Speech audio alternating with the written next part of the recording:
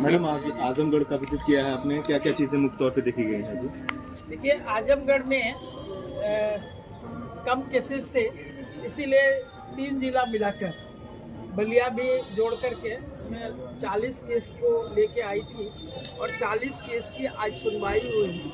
और वो अभी आज इस सूचना के आधार पर 4 केस आज दर्ज हुए हैं जिसकी सुनवाई हुई। सारे केस में उनको एक टाइम बाउंड दिया गया।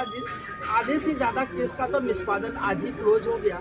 जो केस क्लोज नहीं हो पाया, कोई उसमें मुझे एटीआर चाहिए, रिपोर्ट चाहिए, वो लगभग इस 1 वीक के अंदर सारे का एटीआर जाएगा और सारे का निष्पादन हम कर पाएंगे।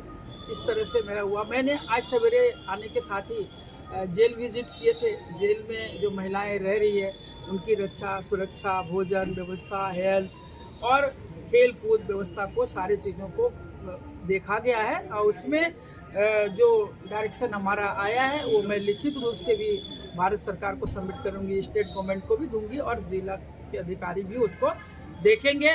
उन्होंने उसमें भी 5 दिन का समय लिया है कि 5 दिन के अंदर हम उसका निष्पादन करेंगे। बहुत ही आयोग का जो सपना है कि हम एक महिलाओं के तक पहुँचे, एक ग्रामीण क्षेत्र की महिला भी हमसे अपेक्षा करे और हम उसको निजात दिलाएं। इसके लिए ये प्रयास के लिए मैं कहना चाहती हूँ कि महिलाएं आए, आगे बढ़े। आयोग आपका है, आपके लिए है।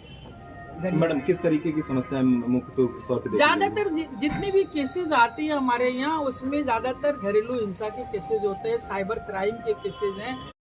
आयोग में अगर आप एप्लीकेशन नहीं भी देते हैं, पर किसी केस को जब हम मीडिया के माध्यम से जानते हैं, जब हमें किसी दूसरे के माध्यम से भी हमारे तक पहुंचता है, संवेदनशील केसों में हम उसको स्वतः संज्ञान भी लेते हैं।